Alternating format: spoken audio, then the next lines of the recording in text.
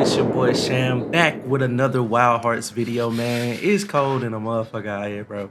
As y'all can see, like the shit I do for y'all when I make these videos is really shows I fuck with y'all, man. I haven't made a build video in a little minute, man, because I really have been playing other stuff. I've kind of done everything I wanted to do in Wild Hearts. I still have some things that I'm finishing up, but this is officially like my second to last build I'm going to bring. Like, until we get some new updates and some new armor and new things to grind for, I have one more build for y'all after I drop this one. And it's one of my most prized possessions, one of my favorite builds that I've built, and I can't wait to bring it to y'all. But today we have the Battosai, man. A Katana build, finally. Y'all probably don't know this, or you might, but I really hate the Katana. I have thought the Katana was the worst weapon in this game since day one. I still feel that way. I just think every weapon in the game does better than the Katana. But Katana is, you know, your normal man's weapon, your basic bitch weapon, if I do say so myself. It's the weapon that you start off the game with, is the weapon that mostly everyone wants to play because it's just so normal. It's familiar, you feel me? It's cold as shit out here, bro, I swear. So if y'all enjoy this type of content, make sure you leave a like on today's video. Make sure you leave me a comment and tell me, hey Sham, fuck you, I love my katana. I might not do a lot of damage, but I love my katana. Fuck you. I'll be totally okay with that comment. And I'll gladly just say, fuck you do. Make sure y'all leave a like, comment, and subscribe. Most importantly, turn on those post notifications so you don't miss another banger video, you dig? Yeah, we gonna get into it, man. And I forgot to drop one little gem about this. It's human path. Let's get it. All right, man, so here we have it. I'm gonna give y'all a little overview of the build and my overall thoughts and ideas behind this build. I wanted to create a human path build with the katana because I like the katana, but it's just not the most damaging weapon in the game. It's just not. So if I was going to build one, I wanted it to have pretty decent damage. This is, but also just to say, like, this is a complete like sham build. Like, it's a complete off meta build. This is something that I created up off the top of my head, and I think it's viable. I'll have footage throughout this video showing y'all some things, and you can see for yourself, you can test it, you can build it yourself and see if you can make it better. But my main inspiration for making this build was just doing a bunch of hunts with my friend D Wood, who is a proud katana main, and him just not helping me do shit. He would just die, he would not do any damage. Shout out to you, D Wood, I love you. But I finally got D Wood off there, the goddamn katana. Hooray for that. Hooray for that, YouTube. We got him off of it. Now he on that big boy Nadachi doing work. So I wanted to make my own katana build that was centered around the human path, because I think the human path has a lot of things that people are really sleeping on. Hunter's Hunger is a super good damage buff when it comes to human path now. It used to be where, you know, people were trying to stack verve as much as possible on human path, which you can still do that if you want to. But Hunter's Hunger, I think, has like a 30-second cooldown, so it's like you get a damage buff for 30 seconds. So, you know, with the human path builds, you just combine Hunter's Hunger and some one-stroke critical, and it does damage, man. You're able to get your crits pretty much every time you're hitting a weak spot on the kimono. So that was my main focus with this build, was to make a katana that could take advantage of Switchblade Boost Fury, get that as high as possible, get me some crit stats on there, and also take advantage of Hunter's Hunger and take advantage of one-stroke critical. Now let's get into the build. All right, so first off, we're gonna start off with the helmet. We have the Fulgent Demon Hat, which is from the Grimstalker. Majority of this build is from Grimstalker. Grimstalker just has a really nice set for human path. It also has a really nice set for kimono path too, I can't lie. But as you can see, we have the helmet on, which gives us 3% slash bolster. We can't use the Rally Fury, which we don't really care anyways. And then it has that big boy one-stroke critical at 25% on the helmet. And then on the chest piece, we have the Grimstalker chest piece, which gives us just that 20% destruction art. We don't get the Hawkeye, we don't get the Sprint Master, and we get that 10% Hunter's Hunger. That's really what we came for. Just having that 20% destruction art is just the cherry on top, man. It just is. And then we move down, we have the Fuma Clan Teko, which is the Lava Backs gauntlet. It's the later Lava Back, not the one you get in the first beginning of the game. But I use this one because I think it's very slept on, and if you really want to take advantage of Hunter's Hunger, this is the best gauntlet to take advantage of that. You get 16% core boost, you get 33% blaze recovery, and you get 20% Hunter's Hunger. That's a really nice piece. But anything that you do for this build, you're welcome to change. If you want to try something else out, you definitely can. I say that with all my builds. You can switch up anything you want, man. I'm here to give y'all my idea, and y'all can just capitalize on it. You feel me? So yeah, this is the gauntlet. Then the pants are from Grimstalker, which has 17% dodge master. It has the side stepper, which we aren't using, though 25% one stroke critical and celestial breath. Now here's a dilemma that I have. I recently put these pants on probably 2 or 3 days ago, just to test these pants out. I think these pants are the best pants for this build if you want to maximize your damage, because you get an extra 25% one stroke critical. But I will give you the other option of what I was running, and I might be running those pants in some of this footage in this video, but these are the other alternatives that I decided to run on this build whenever I wanted to.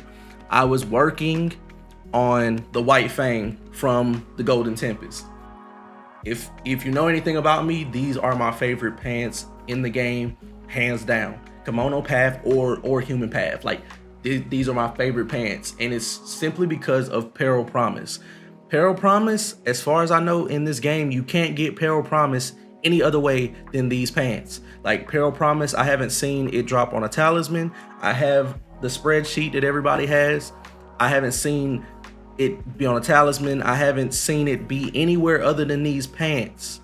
So therefore, if you want to take advantage of this godly perk, which Peril Promise, what it does, it automatically gives you Hunter's Arm when your teammate is low health or dead. You just look up and you're like, oh shit, I got 70 fucking thread. Like, it's such a great perk. But the issue that comes with it is it's very situational. And in my later stages of playing Wild Hearts, I play with pretty good people. We don't really die that much. People don't allow themselves to get low health.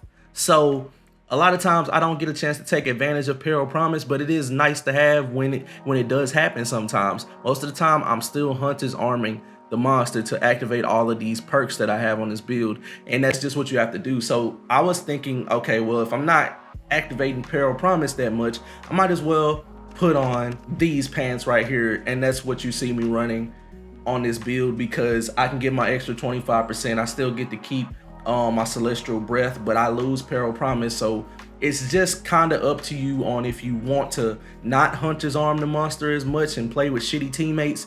You make that decision, put on Peril Promise. You'll be able to activate all your buffs like without even doing it to the monster. So that's your choice on that. Those are my 2 recommendations for this build.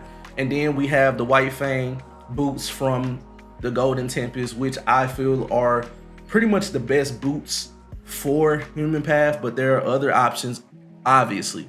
But having that +3 savage, the +3 follow through, and the +3% verve, just nice. But these boots are subject to change. Boots really aren't that great. I've said it in all of my videos. Boots and gauntlets just really don't hit for much in Wild Hearts. The gear in general just doesn't. But this is the gauntlets, the helmets, the chest, the pants, and the shoes. So have at it, have fun, finish limit breaking. Limit breaking is very important. It gets you to your max potential, you feel me? I still got to do these boots because I spent all my orbs building up the weapon all the way to +10. Yes, my weapon is +10. So that lets y'all know this weapon is pretty far up the tree, but it's godly. And now I'm gonna go into the talismans. As y'all can see, I have a Hunter's Talisman with +2 health boost, 15% one stroke critical. Then I have a Guile Talisman with 5% Katakuri Coordination Fury, 4% Hunter's Hunger. A Hunter's Talisman with Destruction Art 3%, one stroke critical 14%. Then I have another Hunter's Talisman with Tapping Expert, Hunter's Hunger 3%. That is a goated talisman because Tapping Expert is very slept on. This build already doesn't have to worry about thread that much, being a human path build with Celestial Breath. But if you do happen to go tap some thread, you'll be doing that shit like an expert, my guy. You just will. And then we have the most goated talisman on this build that I finally got, but I still have to get one for the Kimono path, is the Iron Man talisman with Soaring Bird tutelage and Deaf Ears. We don't care about the Soaring Bird really. But I finally got a Deaf Ears talisman after farming so damn much. I finally got one, but it just so happened to be the human path. So that was the main reason why I went ahead and just perfected this build, because I have Deaf Ears as a talisman. But if you're a super sweat, a super pro at this game, Deaf Ears is very, very, very overrated. I tell that to everybody. Deaf Ears is just another way to help you be good at the game. It is holding your hand. So if you don't want to run Deaf Ears, you could put another Hunter's Hunger on this build, another one stroke critical. Do whatever you want to do, because if you really get good at I-framing the roars, then you don't need Deaf Ears, man. I'm telling y'all don't need Deaf Ears. Y'all don't need Resurrection. I haven't ran Resurrection in a long time, but I'm still holding on to my Deaf Ears. I'm Deaf Ears made. I really like that shit. But one day I'm gonna get rid of Deaf Ears. I'm gonna get rid of, all of the things that hold my hand in this game so I can maximize my damage. That's the potential that everybody, when playing this game, should get to. It's just that simple. But those are the talismans, man. Next, we will get into the weapon. The moment y'all been waiting for, we're finally here. We are at the weapon.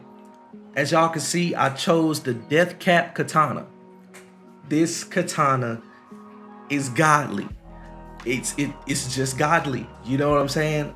This build takes advantage of one stroke critical, Hunter's Hunger, and Switchblade Boost Fury. Switchblade is increasing your damage on your R2 attack. So with this build, you are spamming R2 attacks. You have enough core boost.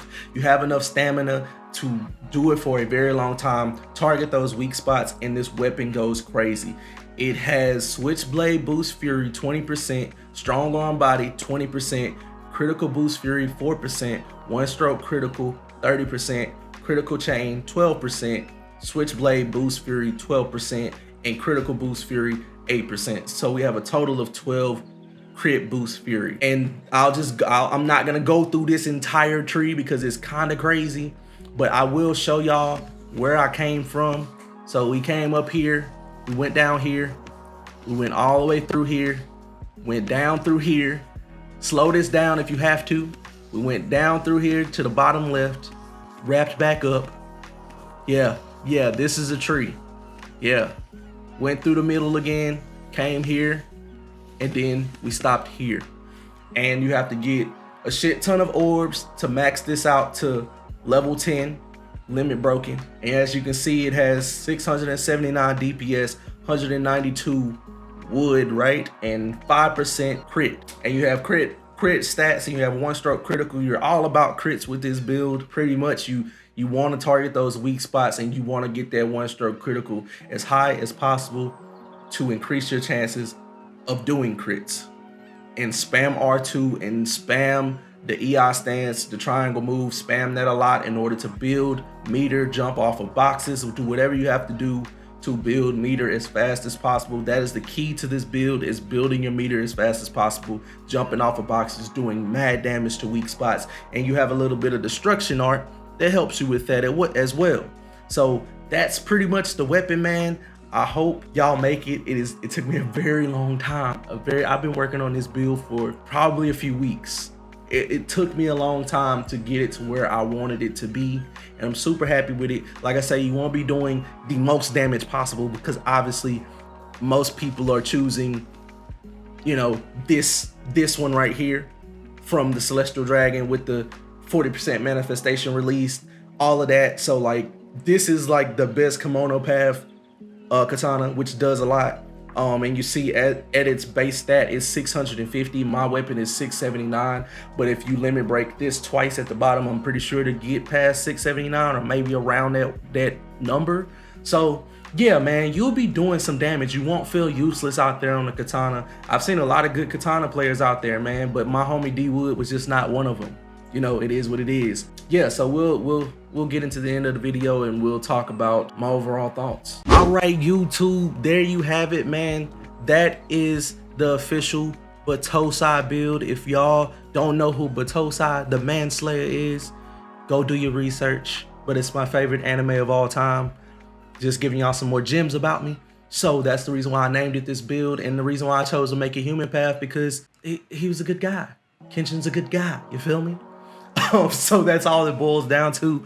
But I really enjoyed this build. I've been playing this build a ton. It's very fun to not have to worry about thread, and Katana is just a fun weapon in general. It's just not that good of a weapon. I've been saying that since day one.